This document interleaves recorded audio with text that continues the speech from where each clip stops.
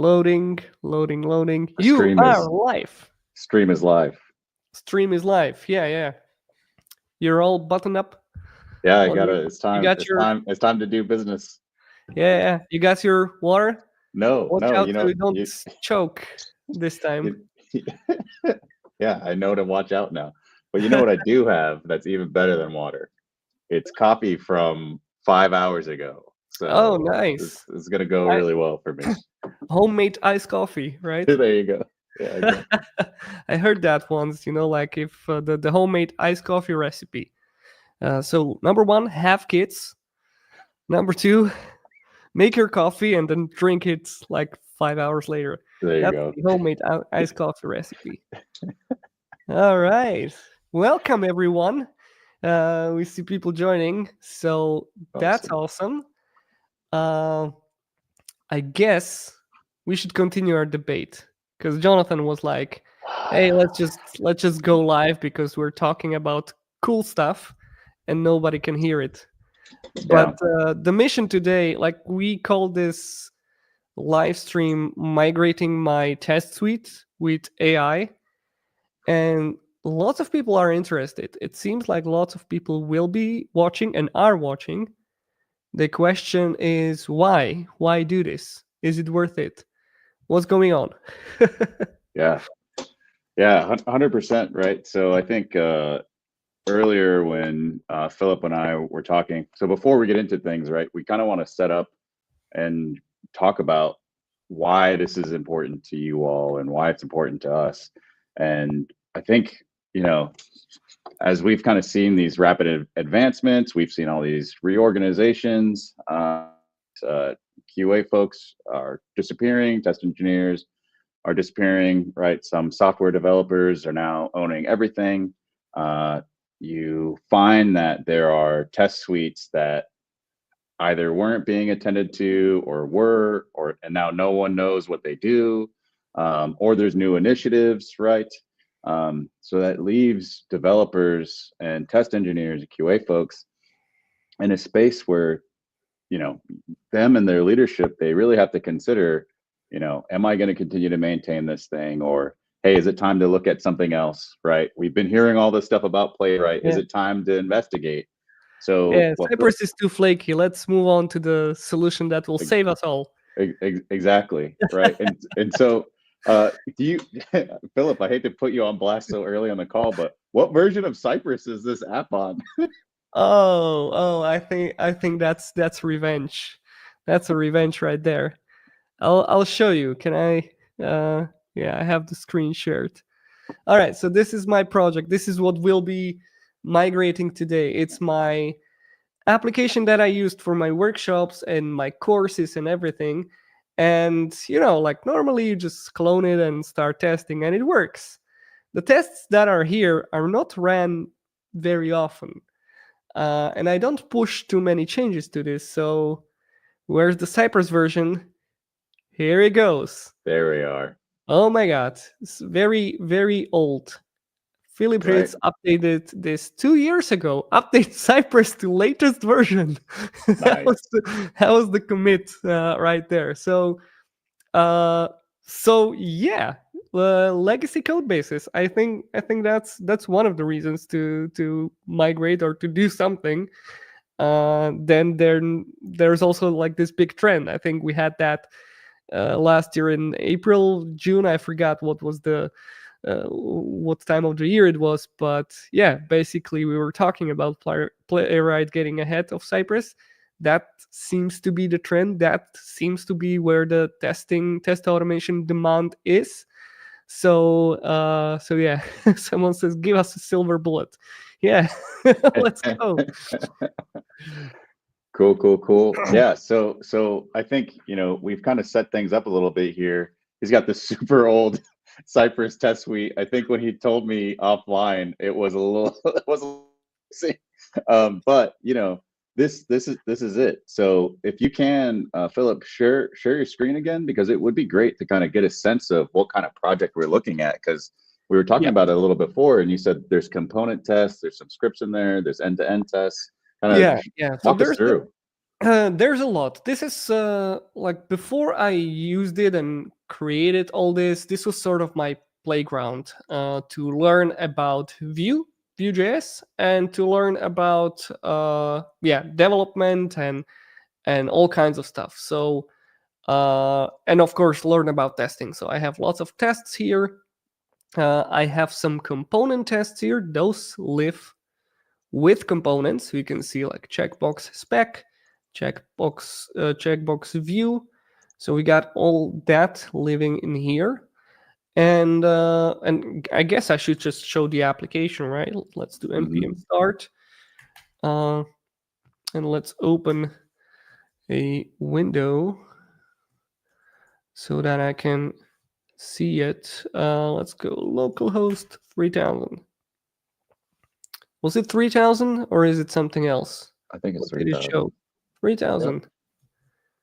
Wait, does the application not even work? That's going to be Great sign.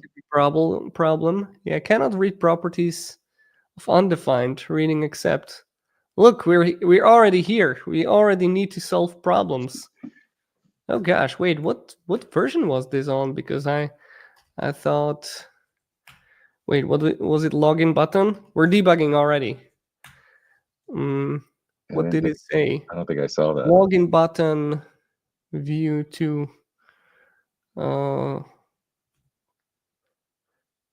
reading accept. Is accept anywhere in here? Okay, this is bad. Wait, maybe I need to do npm install again. Yeah. Let's just maybe like there's Google authentication in here as well. That's horrible. So maybe that is throwing some errors. Let's start over. Gosh, I can't believe I npm. Let's do This is why it's a live stream and not a webinar. Oh yeah. If this was a webinar, this would be embarrassing. But this is a live stream, so everything goes as not planned. Exactly. Exactly. So as we're going to solve the problem, I think maybe I'll just switch to another branch or something. I have this application running. It's not like it's this looks a little bit better. Hey, here nice. we go. All right, There here's the application. Let's show it in full screen. All right. Perfect. So this application is normally when you do any kind of testing or coding exercises, you do that on a to-do app, right? So this is pretty much a better to-do app. It's a Trello knockoff. So I took as much as I could from Trello design. Hope they don't sue me or something, and copied it to this application, and we can create boards that are basically boards where you will put your to-do list. So you can create new list, and then you can create a card, which would be like to-do list, like go live or something. And in that card, you can look at the detail of that card, write some description. There's a deadline you can set. And if you overdo the deadline, then it's going to show in red. If you check the checkbox, it's going to show on green. Stuff like that. Very, very easy application. Very there's not too much happening. You can favorite the board, you can delete it, and stuff like that. There's also login, so you can actually do a login. And there's login with Google as well. That's something I played with, and I don't know if that's functional. I think I need to set up some environment variables in order for that to be running. So we may skip that today, but yeah, that's it. Oh yeah, and sign up. You can create a new account and have a welcome email being sent to you. So email testing as well. Basically, any kind of testing problem I would want to showcase on my workshop, I would create the functionality here and show it on this application. So let me ask you this, right? Because the live stream we're doing today is about migrating a test suite. Obviously, maybe not obviously, we won't have time to migrate everything, right? So I wonder, with what you just laid out, thinking about the key user flows that your users would be most interested in, right? So Yeah. obviously the logging in is extremely important, but maybe too complex for what we have going on today. Creating a new board, confirming that work seems very Yeah. important. Creating cards with deadlines, and then do the deadlines work correctly? Yeah. Is that about right as far as key user Yeah. flows? Yeah, I think so. Maybe the login is not the most important thing.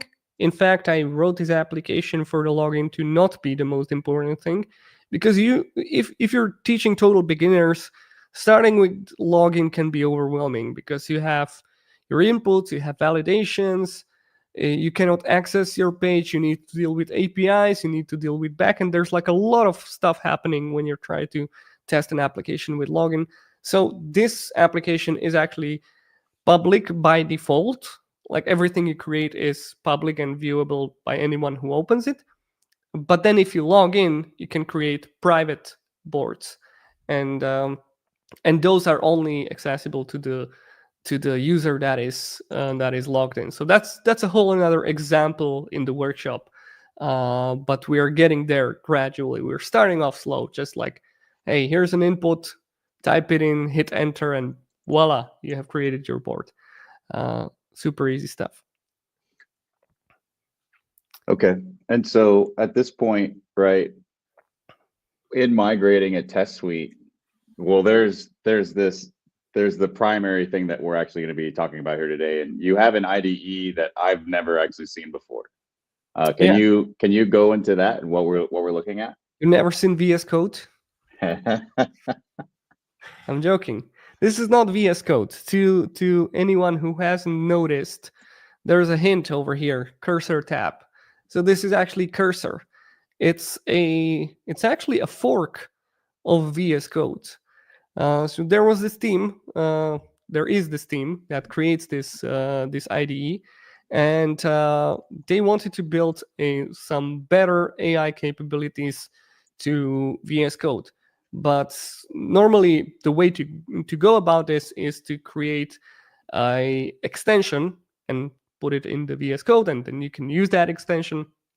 But extension environment is pretty limited to what the cursor team wanted to do. So instead, they chose an alternate approach where they would just fork the whole VS Code and build capabilities on top of it. So some of them are pretty familiar to VS Code users. Even if you are like a Copilot user, then you might find things that are really familiar. But pretty much the basis or the basis of the experience is this panel on the, I have that on the right. So in here, you can see already I have some chats, but here's the right panel where you can chat with AI, and you can actually have multiple different chats. Uh, and there's Composer and Bug Finder. We'll go through that later. I think the best starting point for anyone who's starting with Cursor is just to open a new chat window and start interacting. Cursor lets you like choose different LLMs. So my go-to is Claude Sonnet. It's doing really good job with VS Code. But if we're feeling experimental, we can actually go to settings, Cursor settings, and here we have all kinds of different options. We can choose different models. And wait, I wanted to point out that the DeepSeek is here. Oh, it is It's here. there. Yeah, Hey, it's right oh, there. it's here. So if we're feeling adventurous, we can send some data to China tonight and try to see DeepSeek. Do you need to set up an API key specifically for the LLM that you're accessing, or is this handled through Cursor? No, you have that option, so you can put your own API key. But normally, what you would do is just like Cursor allows you to use. In the free tier, it allows you, I don't know how many requests per month, day, or something like that. And in a paid version, you get a little bit more. Even if you run out, what happens is that you're not going to lose any of the AI capability. It's just going to get slower. So your request, your question to the AI will end up in a queue that Mm, you need to wait for, and then you'll get the answer. Normally, what that means is that you have to wait like 5 or 10 seconds. At least that was what was happening in my experience. So it's not that bad, but as the popularity of Cursor goes up, I'm assuming that queue will get worse, and you might want to decide to pay at some point. But yeah, I have the pro account. So oh, heard. speaking of VS Code, also you can. So what really like sold me, because I'm a creature of habit. I I don't like uh, trying new stuff too quickly. I like my things set up, especially things I work daily with. And VS Code was obviously like my coding environment for years now. So I didn't feel like switching to another editor. But what you can do in Cursor is you can literally import all of your settings, all of your extensions, everything into Cursor. And if you open it, you don't even notice that you're in a different IDE. So that's really cool. That's the killer feature in my opinion. Heard, heard, Uh, heard. Cool. I think before people start thinking that we're sponsored by Cursor or DeepSeek for that matter, I the should have been sponsored by Cursor already, because I'm talking so many nice things about them that I think I deserve some credit, or at least like give me a free of pro subscription for free or something. I don't know. cool, cool. So I think is this generally how we'll be using the solution today? Then we'll be chatting with it while actually looking at code and coding. Is that accurate? Yes, we'll start with the chat, but then we'll look at the composer. So there's it really didn't click for me at the very beginning. What's the difference between composer and chat? But in general, with chat is just chatting, right? You're asking a question, you get an answer, and you get maybe a code example which you can apply to your code. Composer, it's more of a sort of an agentic workflow where you say what you want to achieve, and then Cursor goes ahead, uh, changes all of the files needed in order to meet the goal you gave it, and then ask you like, is this okay? Does it feel good? And you can like say, all right, this is great, let's continue. Or you can say, no, no, no, no, no, let's go back to where we were before I asked you that question, which is really really cool. Heard. Uh, Two quick responses here because I connected in this browser real fast. Rupinder, this is absolutely being recorded, and we will share the recording after the yeah, live stream. And to Marcio, this is Cursor. We're looking at Cursor right now, yeah, and we have it linked up to DeepSeek because we're trying to save our coins. yeah. But yeah, Let's Philip, thanks for switch here. the thank you. Thanks for the sort of look into how we'll be employing Cursor and to most folks in the U.S. a net new LLM to really test out how it Yeah, responds. Because like you've been saying, you've been using Claude Sonnet this entire time, so this will be yeah. pretty different for you.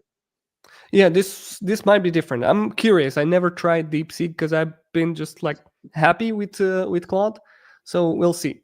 All right, so we're on a mission to migrate our Cypress project to Playwright, and we have, as we mentioned at the beginning, we have end-to-end tests, component tests, we have GitHub actions set up. So let's start one problem at a time.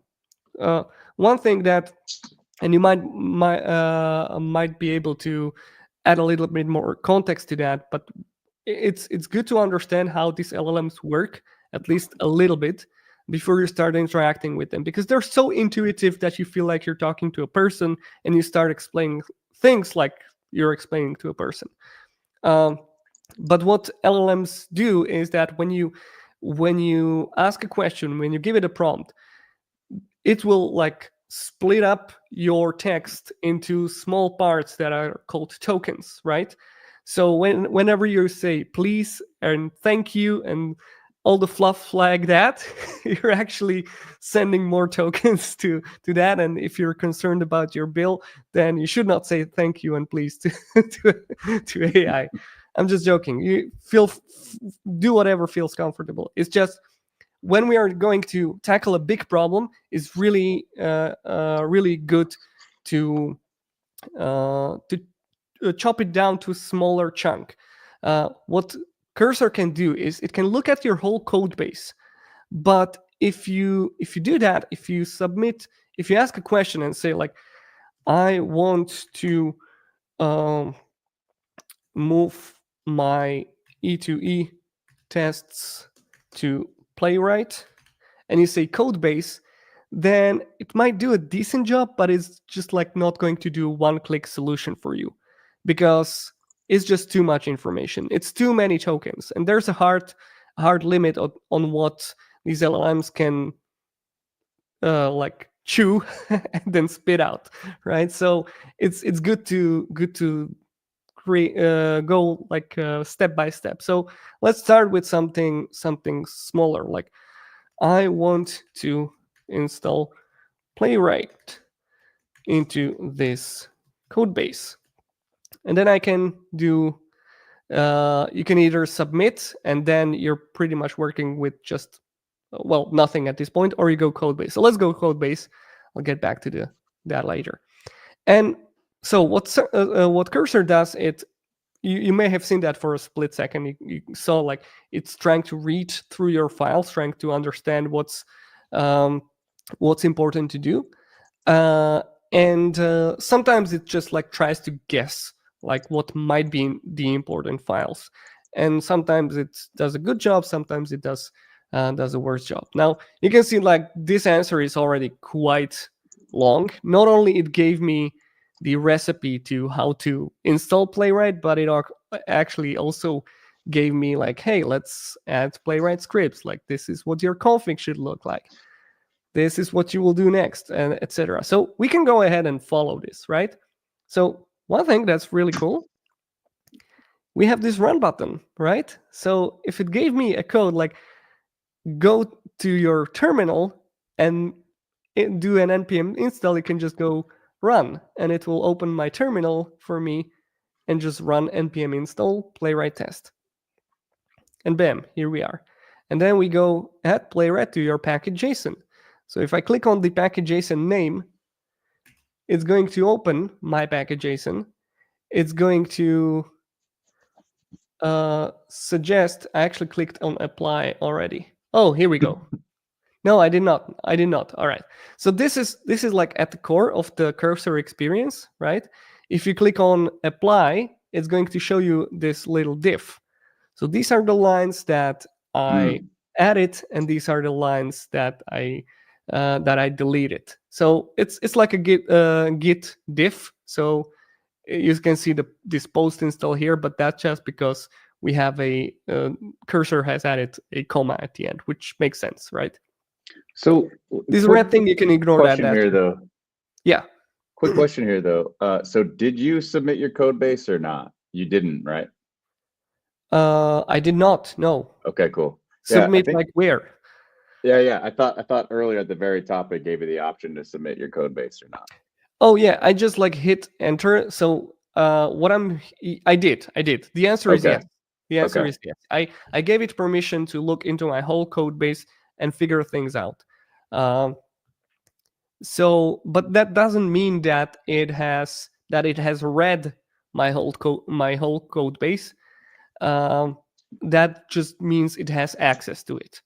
Like it can read. I gave it permission to look to every file. That's in here. So essentially, right, just kind of bringing it all back together here, just like you kind of stated at the very beginning, AI obviously needs context in order to do a great job. When you press submit code, give all of your code to DeepSeek, right? All it really did probably or likely was gave the file structure and the name of the files that you are likely to be working with. Correct? Yeah, most likely. I think the go-to strategy of that would be like, hey, let's figure out if this is a Node project. If this, it asked me to install Playwright. I don't know if this is a Python or Right. Java or whatever. And then it looked at package.json and it was like, hey, all right, this is probably a Node.js project. So I'm going to go with npm install. So yeah, stuff like this. All right, so now I can go ahead and this is a one-line suggestion. So if I go like change by change, I can just go accept to every change that I want. If I want to like modify the suggestion, I can do that, right? I can go playwright test -- UI and then accept that.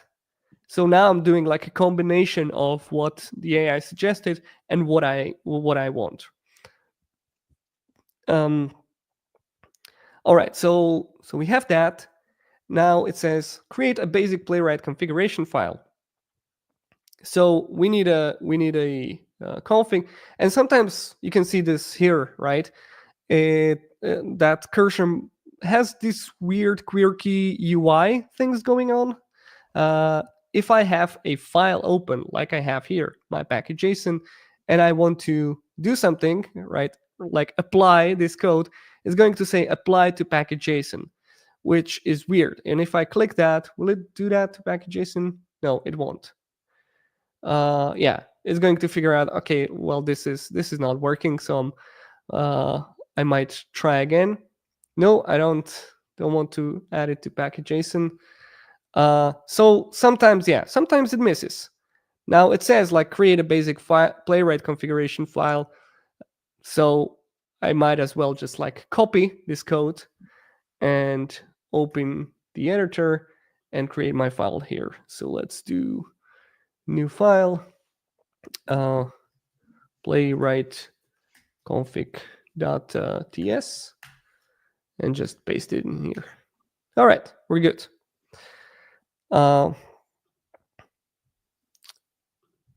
Okay, what's next? Create tests directory and add your test files to test example. Now, I think this is, test directory is defined in here, test directory. Should we do the test directory? Yeah, let's actually do it. Let's actually do a test Yeah, because directory. you have a Cypress directory in this case. I was thinking of like putting it right inside the side by side.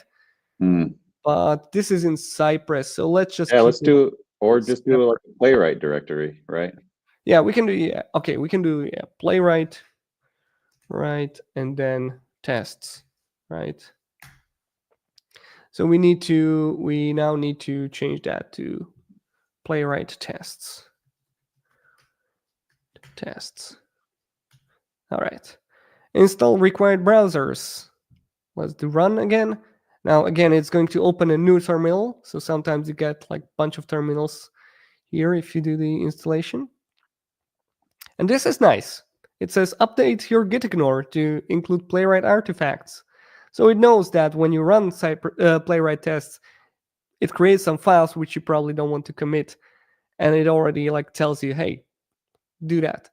So yeah, security. That's pretty cool.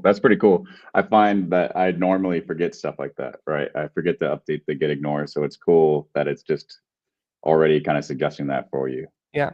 It's also nice that it added a comment here to the gitignore. It didn't have to. Like technically you don't need that, but it's just like a good practice to comment stuff. And also when I work with this and I create some more complex function or whatever, it's my first go-to instinct when it generates some code for me, like a functional code. I need a function to do something, right? Is to test it, to test if the output is what I want.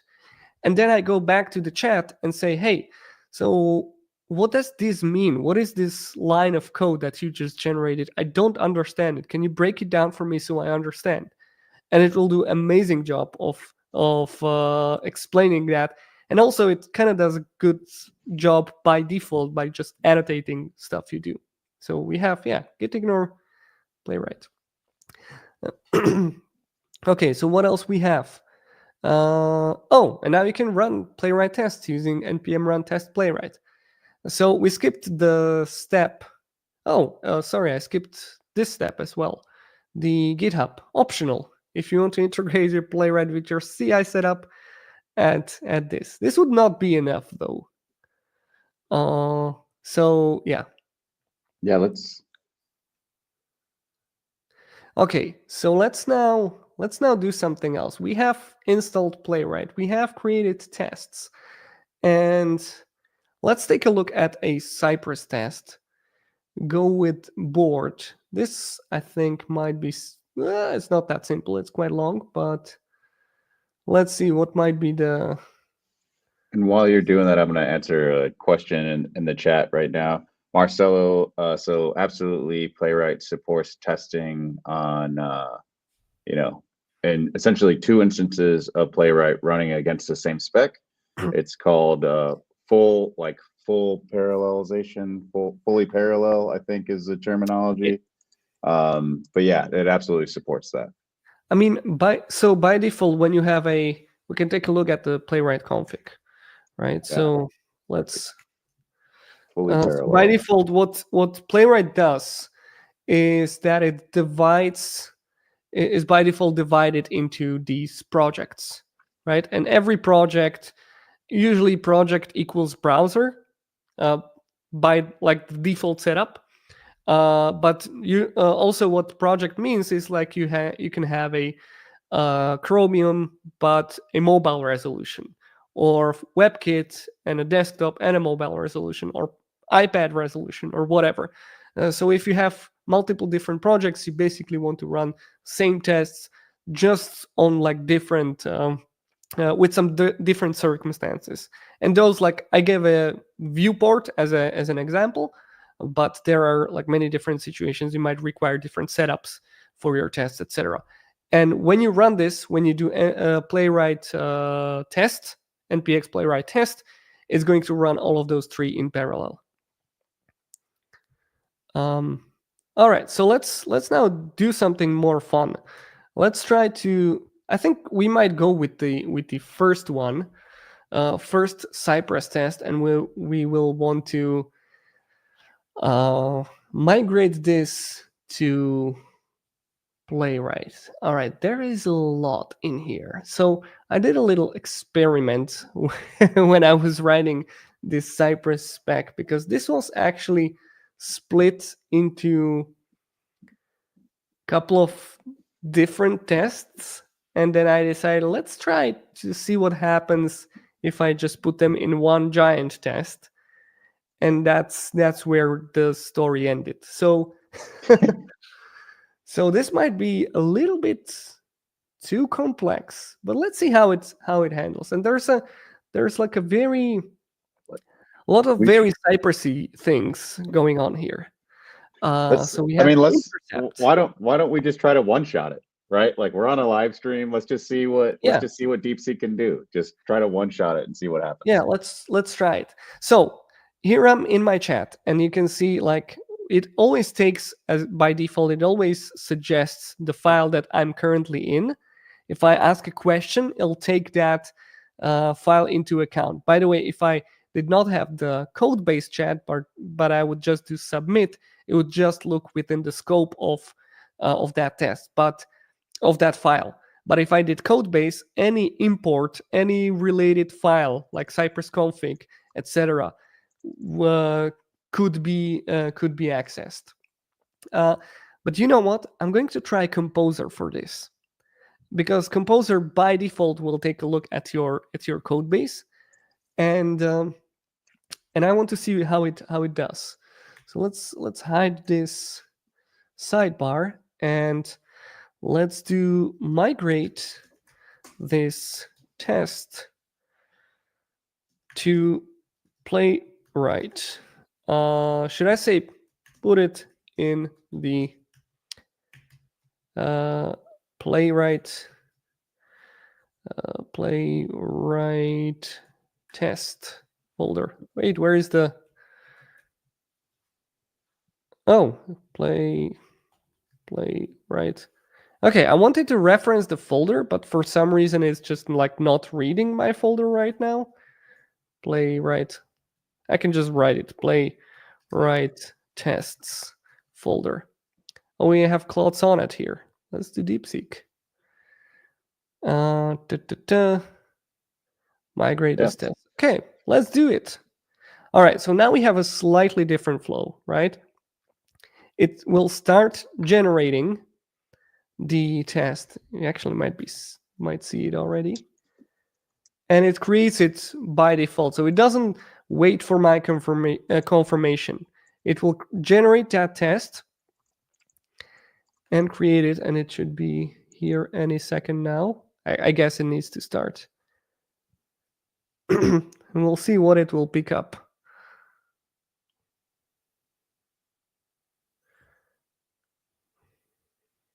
Oh, I actually like it already. Wow. Because again, we were talking about comments. We'll wait for it. Like it's grinding through it. It's actually nice. I thought like the file might be too much. And you do have some custom commands in here as well. I do have custom commands. So I have a custom command, for example, cy step.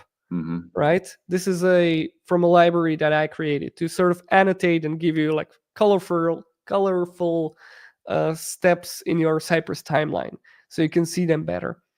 And it has decided to migrate them to a test step, which is a native thing in Playwright. And what I actually also what's also really like wow is the fact that it has created these comments. So it has picked up what the test is trying to do, and it has given comments to show what that part of the test is doing. All right, this looks pretty good to me, honestly. Like we have migrated that test. Let's see if it runs.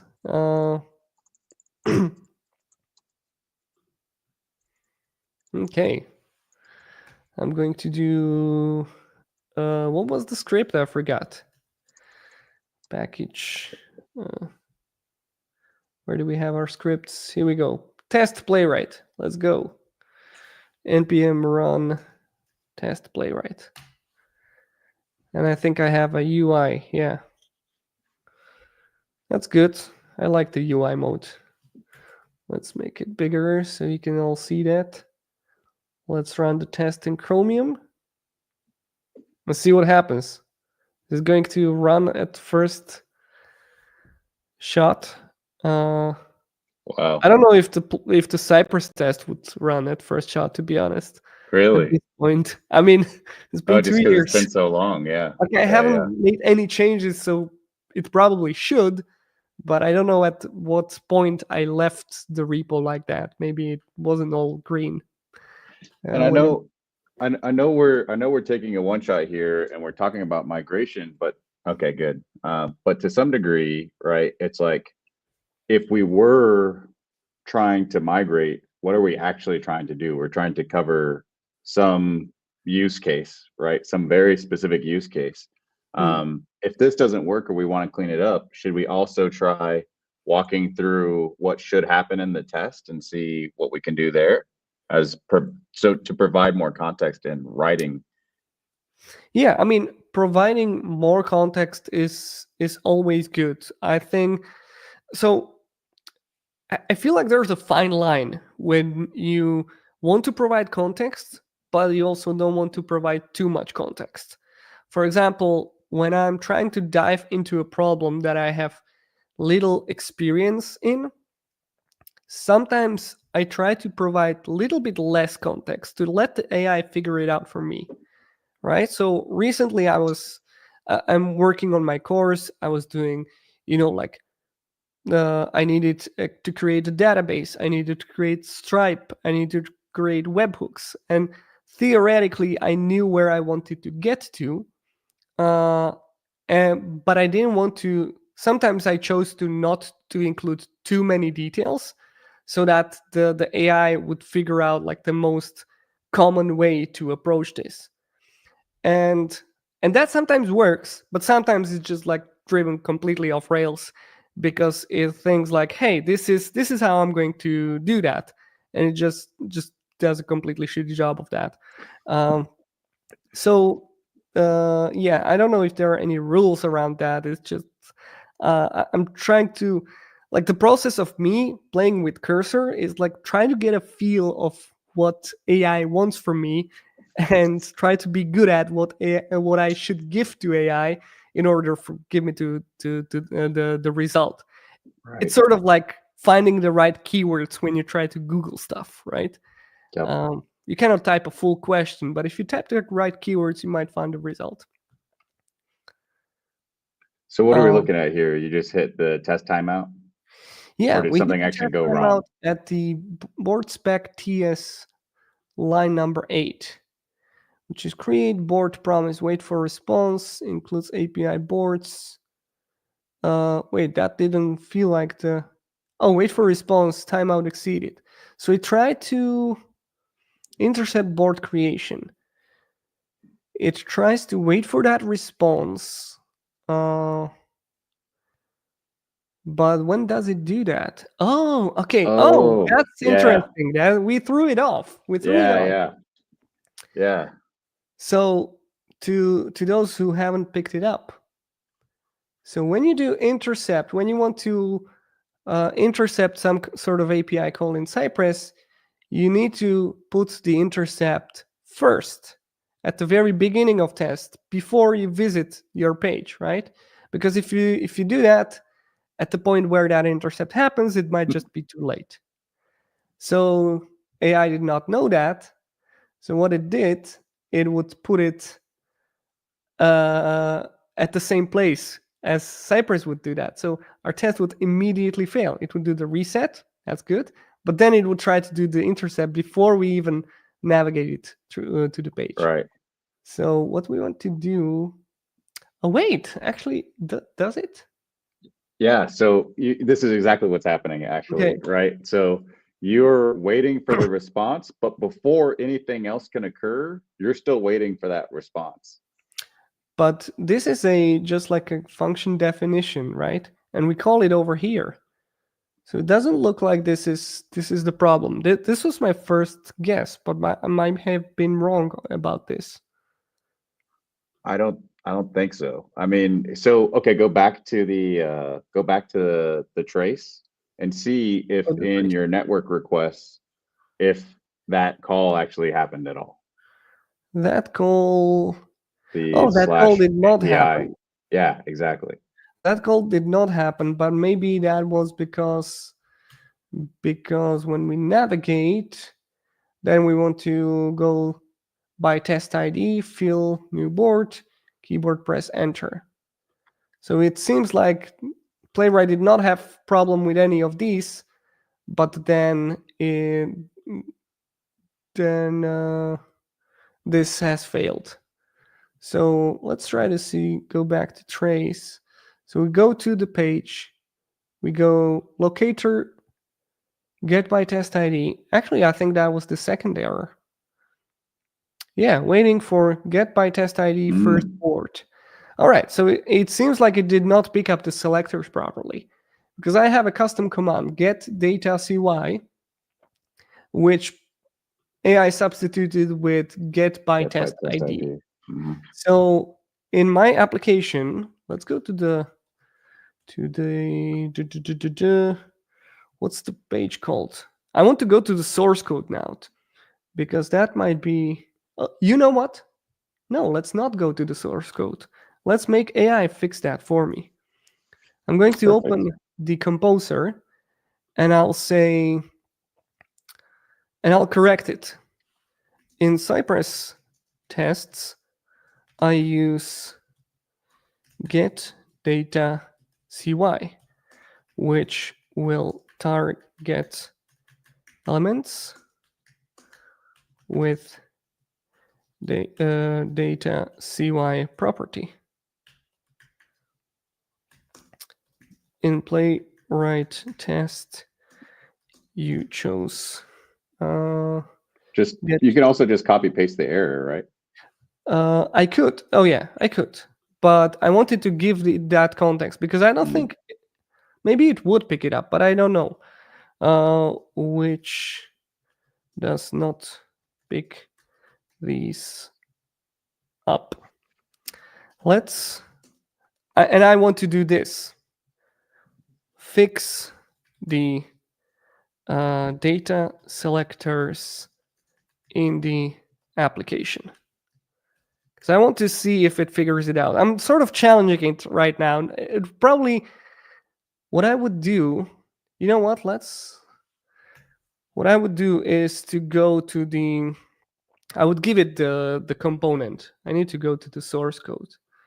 And I would say components, board list, board list. Yeah, let's give it that component. Fix the data and select in application.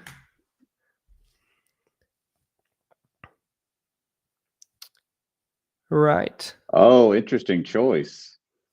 So instead of updating the test directly, it's trying to update the component itself, right? So That's instead what I of the asked it to okay, do. that's what I asked it to do. Yeah, Cool. yeah, yeah.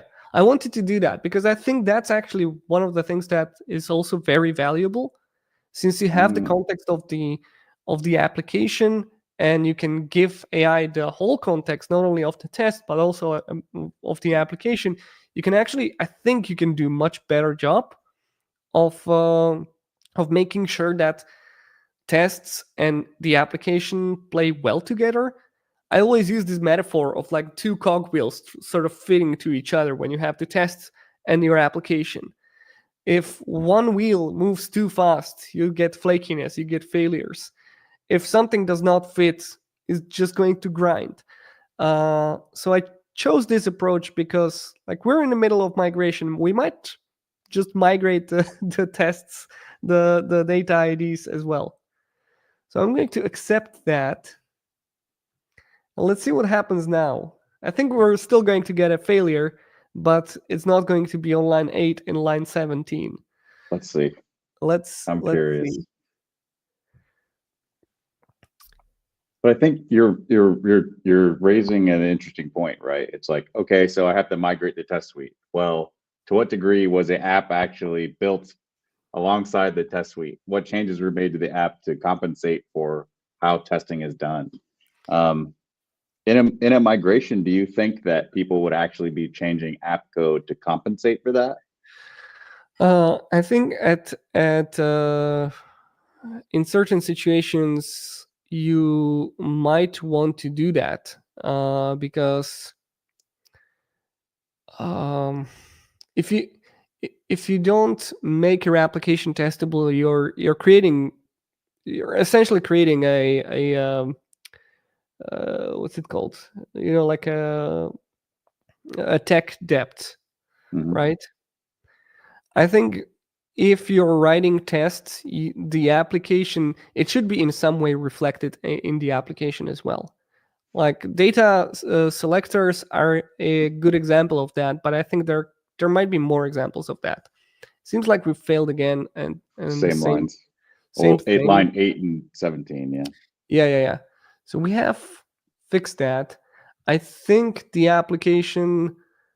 Let me open the app. I think it's like on live server. So if I change something, it should pick those changes up. No, we still have data CY. Wait, is it Do you have data hot CY for? refresh? I guess I need to. I did not think I have to, but it seems that way. Let's do. I thought I had hot reload on this. No, it still say data CY. What, did I not confirm those changes? What's going on? Data test ID starboards. Oh, actually I targeted the wrong element. It's the empty list. Okay. Do the same for empty list. Here we go. By the way, do the same for. That's something I did like 150 times today. No, actually yesterday. It was yesterday. I was like, yeah, doing some stuff with lots of markdown files, and I pretty much had the process nailed down.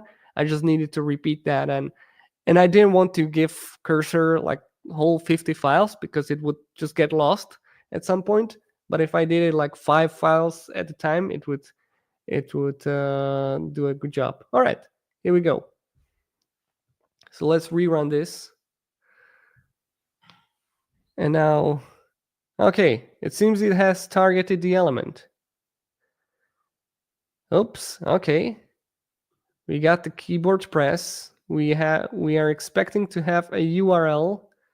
That seems to be good. And then we go to expect board detail to be visible. And I think this is again like the same problem because Got we're it. now in board detail. We're using get by test Yep. ID. So what should we do? Should we actually use the data CY selectors or we continue the grind here? You I think are we doing a proof of concept? Because I think if Yeah. we're just doing a proof of concept where we're trying to get coverage as fast as possible in Yeah. another test framework, then this is stuff that once we've proven out that, hey, we like this other test suite more, right? This other testing framework more. This might get tedious, but it actually gives me an opportunity to show another cool feature about Composer. Because so we have made some changes to our view files, right? The empty list and board list. So I said here, we're using data CY, fix the data in the application. Let's go back. We can restore the state before we have made those changes. So we're going to restore, and I'm going to say the application uses data CY selectors. Change the test to target the elements based on data CY. Let's see how good of a job it will do. Hey, look, it's rewriting it.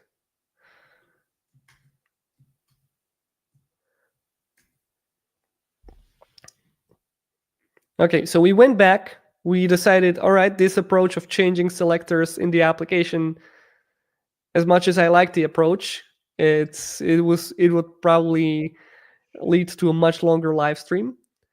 So instead, let's go back and change the test. It's a very long file, actually. All right, look, and here we go. Here we have all of the changes. Data CY. Let's go accept the file, and let's run the test. See how far we get. Oh, it's live reloading because I changed the test. Nice. Very nice. Nice job, Playwright team. All right, we failed again, but We got further. good. We got further this time, though. We got way further. We're on line 112. So now it says shows network error when boards are not loaded. This is the step. I love how it just like split the test into its own steps without like me telling it to. I like that very much because it's a better thing to do. Like I was looking at the test and sort of cringed at the whole long file, and Cursor just solved that problem for me. All right, so we wanted to show network error when the board is not loaded. So we intercepted the API boards route. We would give it a status of 404.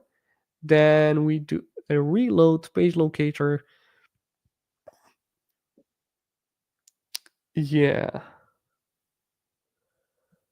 What is it that's going on in here? Errors when boards are not loaded. Oh yeah, okay. So the API boards is a API that's being called when you open the application. So when what we're doing is we're essentially giving it a 404. So I open the application and 404 comes back from this API. So no boards will be loaded. And we're trying to then see the message. There was an error loading boards. So where do we actually error? Timed out 5 seconds waiting for expect locator to be visible. And locator data CY board item expect visible elements not found. Oh. Oh, I think I might. Oh, I think I know. Let's go back to the test. So we are now in our playwright test. Because before you're intercepting, right? No, this is actually, I think if we do a comparison between our Cypress test and playwright test, we'll see that. So in here, we do API boards and we intercept it once. We wanted to give a status code 404. We reload. We see the message, there was an error. But then there's this button, try again. And at this time, and that try again will also reload the application. So when you click it, then the second time the intercept will not be intercepted. Yeah, it doesn't run, and it will show your boards. So we can give it a hint. So I'm going to copy this and just paste it in my composer and say, this should only stub the response once. I don't even know if that's an option in Playwright. Probably should be, right? Oh, page en route. Nice. I've never heard of that. I have never heard of that either. I'm looking at the docs now. Exist. We'll see. Yeah. It does exist. It does? You found it? Yeah. Removes a route created with browser context.route when handler is not specified. Removes all routes for the URL. Mm-hmm. Okay, but wait. It made a confusing thing here because it would put it over here, and I highlighted this code, just root it once. So yeah, we got some sort of hallucination going on in here because this test was passing. This test was okay. We were failing over here. Or wait, have we not? Actually, AI is smarter than me. Who would have known? What happened? Because we were looking at the failure at error at line 112. This was the error. So I figured out what was the problem, but I actually missed the place where where the problem happened. I assumed that this is where the problem happens, but it's actually here where the problem happens. So do you do intercept here as well? Yeah. Okay, so I guess we also need to put that en route over here. Wait, what was it? What is the step trying to do? Show an error message on network error. So when you're blocked, throw an error. There's a pop-up error message at the bottom, like, oh, there was an error creating your board. So in Cypress, we are doing a post request to API boards, and then and it throws in 500 error, and we say like there should be a notification message that says there was an error. And in Playwright, it's interesting. We just root like /API boards. We don't like give it the method. I wonder what the options of intercepting in Playwright are. Okay, but also we have this fulfill over here, and we want to unroot this as well, I'm assuming. What was it, root? Oops.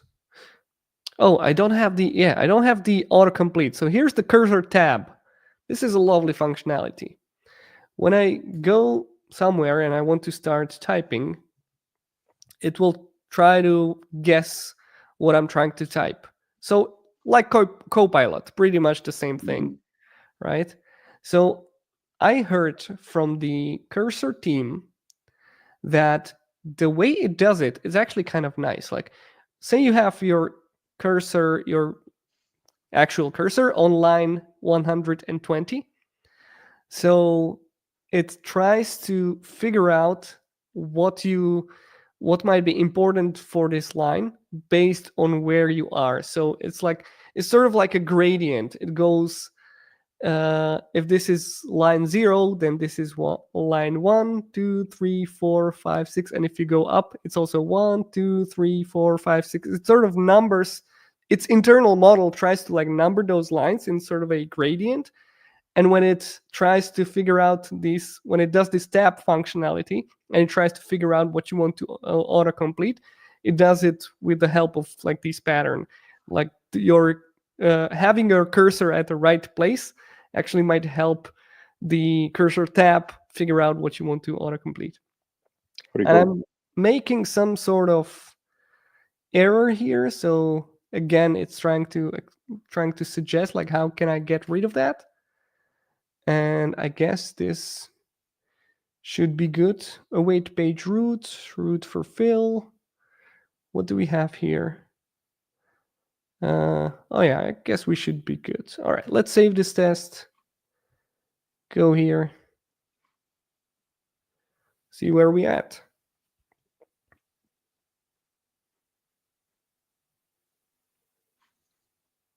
Oops, failed. Okay, where did we fail? We failed over here at line 123. Page locator, there was an error loading your boards. Okay. I'm going to do what you suggested. Give it an error. Does the error have the actual line number? I think it does. It has over here. Yeah, let's give it, going to give it this. And I'll give it the test failed. Please fix it. Here's the error. And I mean, is it useful to say that, you know, the boards were loaded? Because we visibly saw the boards load, right? Maybe. Oh, that's actually, you know what? Let's give another functionality a go. This, I'm going to just Nice. do a screenshot and then give it a context. Let's do screenshot. Here we go. On the image, you can see the state of the app when the test errored. Stopped. One file changed. What's going on? Model does not support images. Oh, DeepSeek does not support images. You might need to switch Dang. the model. What the hell, DeepSeek? Come on. Wow, DeepSeek. That's embarrassing. Sam Altman is celebrating now. All right. Okay, so now it's changed something. I want to see like the explanation. The changes I made. I added the prefix to the API route to match all variations of the URL. Okay, interesting. Don't think that was necessary. Yeah. Added explicit wait for the response after reload. I don't think that was necessary either. Added to be visible check before checking the text content. We might have like confused the hell out of him now because I guess I understand now. I think I might have to use the page en route on the wrong place because I put it right over here. But it was this is a different situation than what we had in the test above. Move the en route call after we've confirmed the error is shown. Yeah, that's that's the thing. Okay, let's be a bit picky. I don't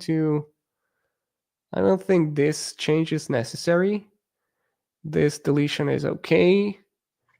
This response promise, I don't think this is necessary either. And what have we done here? Wait for the error message and verify. We already do that over here, so let's not do that. All right. Let's see. Are we going green? Hey, we see the 404 message. Nice. So that happened. So that happened, but we're still failing. Locator expected to be visible. That data board CI item elements not found. All right, let's go back to the test. So we do the unroot. We click on try again, and we basically fail on the on the very last step, on the very last line of the test. Because when we try again, we have unrooted this already. Yep. So it should be visible, but we're using a different route here. Maybe that's the problem. Well, hold on. Let's look at exactly what. Actually, why don't you ask AI, right? So if you go back there and you copy that command, on line 127, right? And you can do 129 too if you want. Just grab both. Yeah. And just paste them into the terminal. In this case, I would say something like, we encountered an error because I think that the board's route is still unrooted, but we need it to be reactivated upon pressing try again.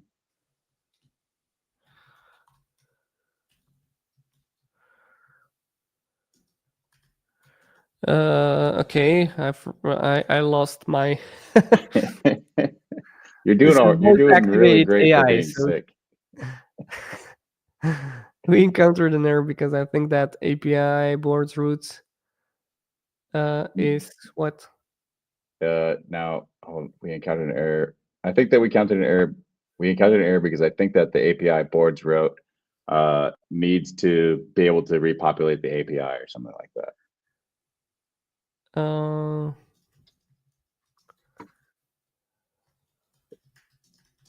I'm still impressed with it.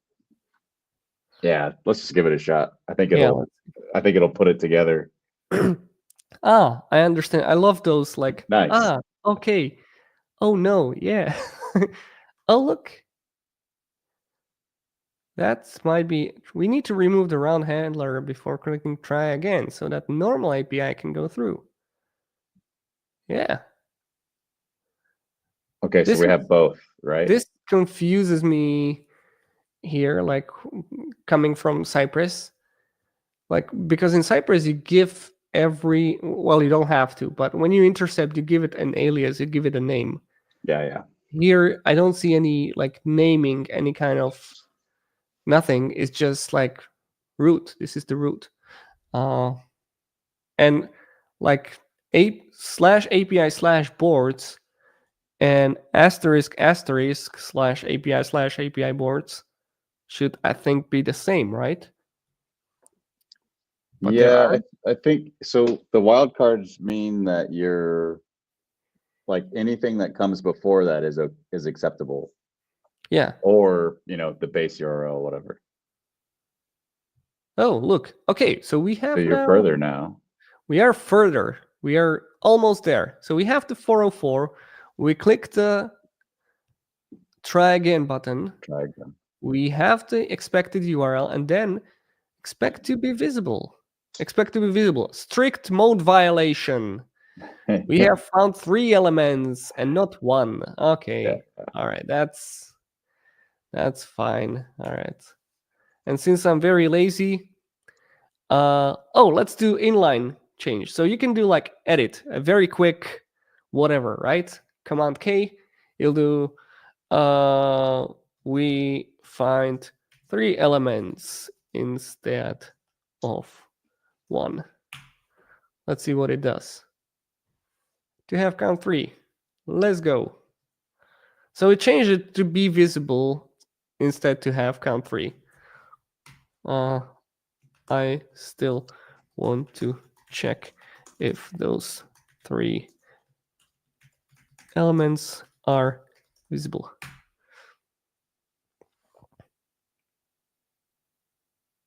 Dude, no.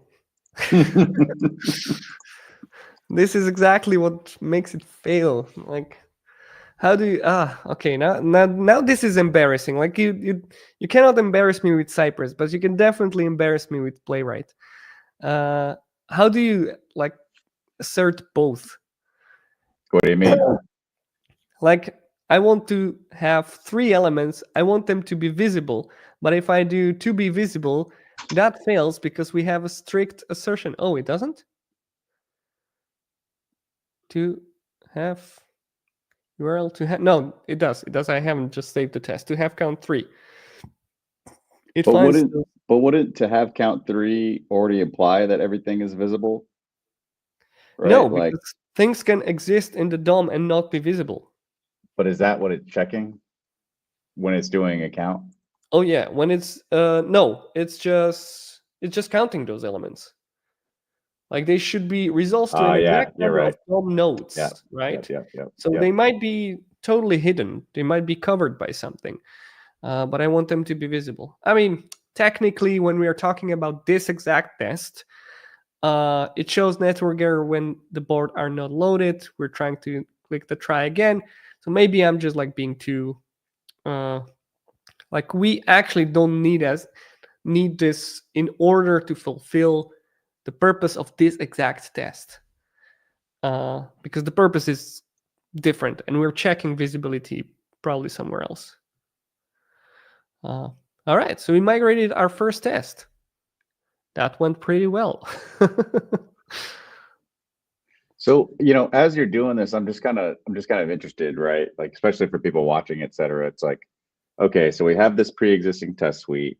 You have these data sci attributes. You have some Cypress specific things that you've been working on.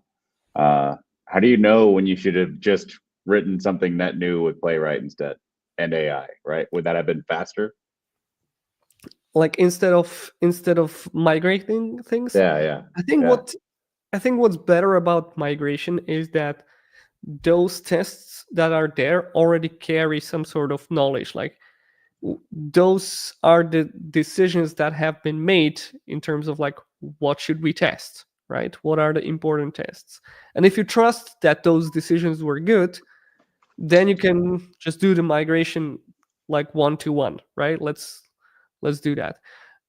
If you don't, then maybe starting with a clean slate is the better way. But that also will depend on like the size of the repository that you're working on. Because if you have like hundreds of tests, 40 engineers working in the same repo, you cannot just like RMRF tests and then start totally new. That's cool. So Your sound is much worse. I can hear myself. 1 second. Yeah.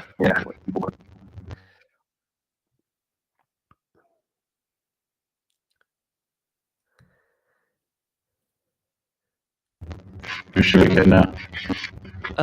It's still not good. I think the mic, as you put out your earbuds away, the mic has switched, and the one you have right now is much worse than the one you had before. 1 second. Yeah, How you about sound this? like a robot. Yeah, this is better. Cool. Great. You wanted to react on the. Yeah. I mean, I think, encountering like these very framework specific issues, I think is something that I think will cost a lot of time, right? Like, especially like you've kind of just shown with migrating a test suite with AI, et cetera. It's like the thing that stuck out to me the most, I think, was, and again, I'm just coming back to it, that data sci attribute thing, right? Like the choices that we make that are specific to a testing framework are definitely only going to make that migration that much harder in the future if we need to, right? Yeah, what stuck out to you, right? As far as this first go at migrating a test suite with AI this way. I'm actually quite impressed. For me, what it has done to me, just like going through this now, is it's actually a learning point for me because I can see the differences one to one. Honestly, like the things I've done uh, up to this point with Playwright were very, very simple. I did not do any network stubbing before. I did not know how it works. And Mm, now just seeing it in action, I can already connect the dots. I can see like, oh, if I want to achieve that, this is how you do that in Playwright. Um, yeah, to be visible is a strict assertion. You cannot use it on three elements at once. You only have must use it on one. Those are, I think, like there's another layer to that migration, yeah. and that's like the learning you get from that. That stuck out for me just on this example. Like, oh, like there's this so many aha moments that I would need to. I actually had like a sort of a tick as we did that. Oh, Uh-huh. I think I saw it. I think I saw it. let's open a documentation, right? Let's go to search. No, not open. It's just let's go search the documentation. That was my first instinct because that's what I do, right? If I don't understand, oh, documentation probably explains that. But now this already has documentation inside it, so I can just Mm, ask like, hey, how does this actually work? Am I reusing it correctly? Oh, one more thing. I wanted to show you as well. So when we are interacting with Composer or Chat or whatever, we can refer to web. So if you find a good example on Stack Overflow or someone's mhm. blog that you want to implement, you can just put a link there. But here we have also docs, and you can. So I have lots of docs that I have added. So you can even add a new doc. You just paste the documentation of that tool that you're using or whatever, and then let's go to cursor settings. Here are the features. uh Here we go. Here we have docs, and it will actually index the docs and will read like the documentation. So it tries to learn about the documentation, about how this framework tool, whatever, is used, and then apply those principles to to the suggestions it gives. So like for me, and I like we have shown the code generating capabilities, right? So that's super cool. But honestly, like this whole journey with Cursor for me over the past couple of months was much more about learning. I feel like I have upped my skill so much with this, uh, and made it super fast. Because if I tried to solve a problem and I would dig through hours and hours of documentation, at some point I might just gave up. You know, like I Yeah. don't know how to solve this problem. I spent 2 days on it. Like I don't know, right? Versus, hey, so how do you solve this problem? What's the best approach? Uh, According to documentation, what can you do? Like, uh, I enjoyed. You can probably tell. I've been rambling a lot. Yeah, yeah. Yeah. I mean, I know that you're excited. I think the thing that, you know, the thing that I'm trying to connect this back to is the people that are either watching this live stream now or watch it in the future, right? And are maybe worried about AI or excited about AI. I think initially when you were like, oh yeah, just copy this spec, right? And it just generated all this code. My mind went right to like, wow, I can understand why people get nervous. Like I can actually understand that. But then immediately, as you started hitting roadblock after roadblock, it literally took your experience, your knowledge, and kind of that human element, right, to know how to ask the questions that you need and Yeah, look up or understand. Hey, this is actually how I should be handling this. You still had to debug, right? You still yeah, actually had to look at the trace to figure out what was actually going wrong. And yeah, I think that's great. I think that's actually like a really positive thing for people doing test engineering, etc. yeah. I think you pointed out really great thing. Because like the debate online feels like, is AI doing a good job or is it doing a bad job? You know, and you can see like so many examples, like people sharing images from Midjourney or videos from Sora. Look, this is amazing. This is game changing. Really, no impact on the real world, right? Yeah. But then you try to apply it to something, and you might see some old school experts say like, hey, couldn't even figure this out, how stupid is AI, right? Like, this is just hype, this is nothing. The thing for me is, I don't think the question stands whether AI is doing a good job or a bad job. I think the question is like, can I use it in a useful way or not, right? I Mm. mean, you can have the best bicycle in the world. If my son rides on it, he's probably not going to be faster than Peter Sagan, right? Uh, but he can learn, right? And if he actually has a bike that teaches him how to how to ride the bike, isn't that kind of amazing? And that's the way I look at this whole LLM AI hype. I think, yeah, I think that's the approach. Like, can it? Maybe I'm like choosing like the selfish approach. Can it make me even better? And the Hmm. answer is Hmm. yes. Yes, it can. It has a lot of potential in that. Right. I also think that like some of the decisions that you would make when migrating a test suite are also very specific to who you are and what you do for the organizations that Yeah. maybe tag you in, right, to do work for them. It's like, Yeah. oh, I'm hiring Philip because we have this problem. We have this legacy test suite. We want to update it. We want it to be more modernized. We want you to teach people, right? Whereas I think people that we work with and people in the community are more likely to see an immense tech debt, right? And then also know that, hey, the developers won't give me that new data attribute, right? I can't Yeah. actually do something with Oh the yeah. back end. I actually can't touch this part of the code. I only have this thing.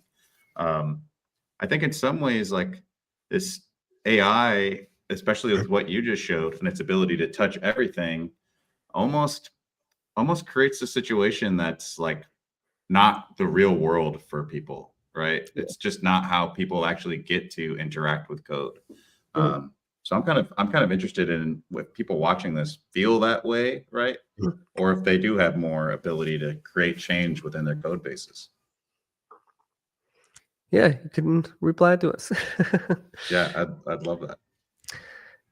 Yeah, I mean, that's true. Like, some of the organizational roadblocks are probably still going to be there. And yeah, if obviously, like, we talked about DeepSeek and China and all the stuff jokingly. Whenever I bring something like this up, people are like, "Hey, but what about security?" I honestly don't really have the answer for that. Like, I have to be very honest. The things I do here, those are all open source. The code is out there anyway. There's probably already the LLM has probably already grabbed it and taught itself on it. So as long as you have stuff open source, there's no real security or you know intellectual property risk, then yeah, AI all the way. But but if you're working at a bank, if you're working at something where a data leak could cause real life-threatening issues, then yeah, that's totally different situation.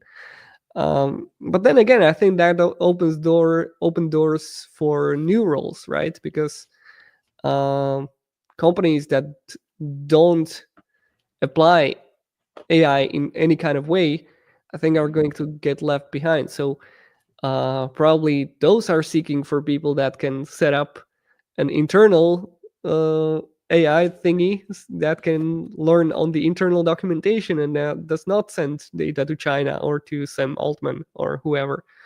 Yep. Uh, Yep. Probably just as risky either way, right? Unless you're self-hosting, that's a part of what you're doing, right? You're yeah, sending likely sensitive information to entities that aren't your company, and that's an issue.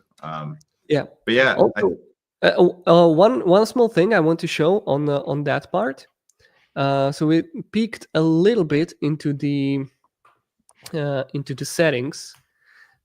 there, I don't want to like name the settings or whatever, but there are a couple of things that might be cool to point out. So, for example, you can set up your rules for AI that just sort of get appended to the message in some way, or just like are sort of settings. I did this a couple of weeks ago. Not sure if this is in any way helping or not. What you can also do is to add sort of like cursor rules file, where you would have per repository, you would have different cursor rules. So I don't know, like a dumb example of that, like this is a JavaScript project, this is a Python project. So treat it in that way. Like don't do npm install if you're in Java or whatever. You can set up your all kinds of different rules, and there's also privacy mode. Not that I not want to send that. Show that. I don't know if I can find it in settings. Maybe it's not in settings. What is it? Another What are you? file similar to the cursor rules. There's a cursor ignore. It's sort of like git ignore. You want it to ignore, not touch some of your files on the on your project. And by default, it would like skip all of the .env files and stuff like that. That's already set up as far as I know. But then you can add them some more. Like if you have like database files or whatever. Yeah, I think it would be really cool to do something like this, but not migrate a test suite. Just I guess technically it is still migrating, but start from scratch. But you already have existing logic, right? Mhm. Like you already have an idea of what you want to cover. The app maybe has changed significantly from when the test suite was first written. So to avoid tech debt, right, starting in a greenfield, I think might actually be really cool as a proof of concept. Yeah. So what, next time? Yeah, I think so. Yeah, I think so. Oh, and then we're doing a webinar next month. Oh yeah, that's true. Yeah, Did we that's figure out what we're naming it? I think we had a name, with but I'm not Playwright. sure. Something with Playwright. Yeah. Play Wild, I think it was. Play Wild? Yeah, we're gonna make a zoo, a testing zoo. Cool. Yes, but we are doing a webinar along with Checkly. You should come to that. It will be on our social media soon. Has it come out yet? It hasn't, right? No. They were literally waiting for us to decide what the name of the webinar was going to be. And you and I, instead of coming up with a name, decided to talk for 10 minutes about what the name could be. Yeah. That's our go-to strategy. Cool. Works out well for me. We'll figure that out offline, I'm sure. Yeah. Anyway, speaking of things coming soon, be sure to be on social media on Monday, because my new course is coming out. You're going to want to be around for that. It's going to be fun. It's 99 Cypress.io tips. If you at all follow me, you probably know that I'm preparing that, because I've been rambling about that since like October. But now I'm finally approaching the finish line, and it's going to be out. So be sure to check that out. Do you have any page.unroot in there? Are you going to sneak that in before you release? No, I don't think so. I don't have a page yet. I need to release that. There's no coming soon page for this. Got it.